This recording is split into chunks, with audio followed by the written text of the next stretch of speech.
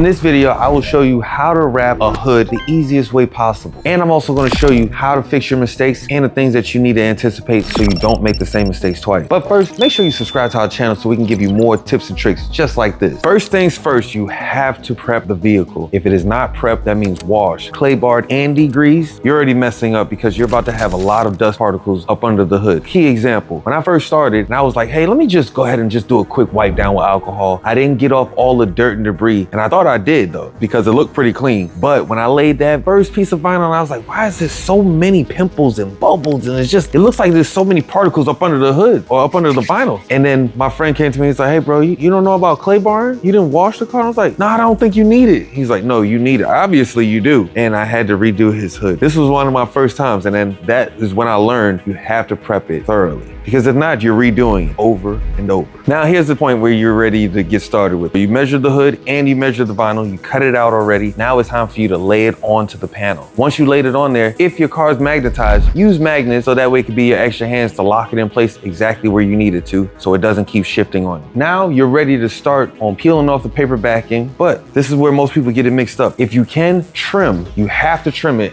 right here, because this is a lot of excess vinyl. Trim that off first. Now you're ready to peel the paper backing off of this vinyl. And you can do it multiple different ways. You can start from one side and start shifting the vinyl over to the other side. That's my preference, is going from one side to the other, shooting from this side, going all the way to the other side. But I've seen other people where they pull from the top and pull it down. Either way is fine. But the thing that I don't recommend is once you pull off the paper backing, people want to start to lift up the vinyl and lift it way up in the air, getting it off the panel. You're attracting a lot more dust that's in the air. If you didn't make sure that there's no dust particles, which you can't 100% make no dust particles in the air. But to limit this, don't lift it so high. Just lift it to a decent amount right here. It doesn't require you to lift. It requires you to pull. That's the difference. And now you're starting to do the main step. This is the number one tip that I'm going to say. Read your wrinkles. In order to read your wrinkles, you have to pull in 4 corners for this hood.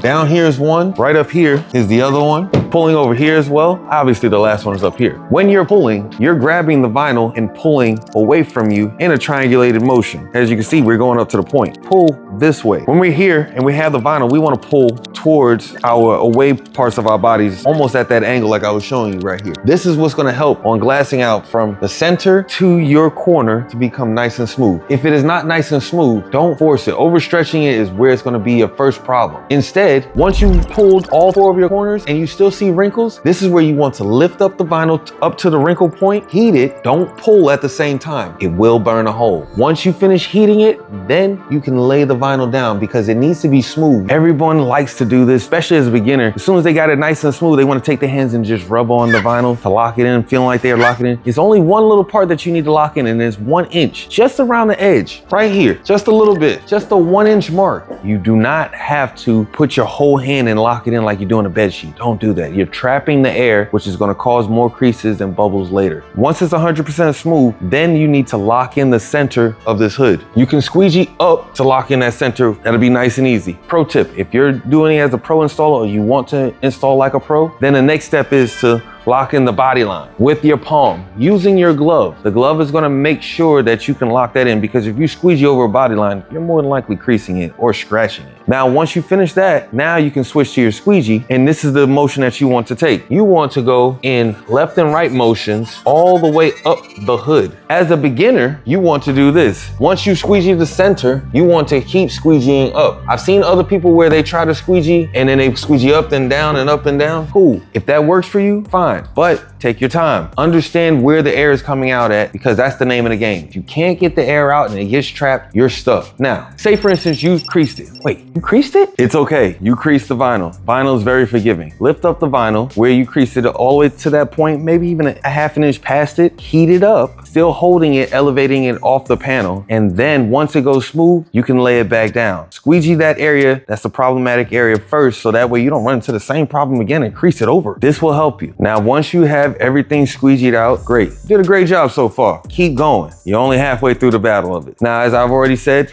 when you get to body lines, palm them with your glove. All of these areas need to get palmed out. Now, when you have little small vents like this, work into these just by heating it up and using your glove to get into those recessed areas to cut clean cleanly around these edges. Now, once you've done that, it's time for you to tuck and cut. And this is not as forgiving as you think it is, because once you cut it once, if you cut short, it's a redo. This is the first area where you want to start your tucking and cutting. Why? Because you have all of this vinyl everywhere laid around. And you got some of it excess right here. When you lift up this hood and you're trying to cut the rest of this vinyl may start to sit and stick onto these areas and then cause it to rip later if you lay it back down or if it keeps going higher and gets stuck. So start right here first, doing the top, middle, and bottom method, and then cutting very cleanly on the edge. Stop 1 inch before your actual corner and cut up. This will help you create the tab that you need. The next areas that you want to start to tuck and cut are your corners. Go around to each corner. Now you can lift up the hood and put something right here to keep it propped open. Start tucking and cutting each of your corners. Once you've done that, then you can do your edges. The edges should be the last things that you need to do. Once you've done that, as a beginner, less is more. Now, I'm not saying to shave it where you see the actual edge or the color of the hood. What I'm saying is just wrap it maybe 1/4 of an inch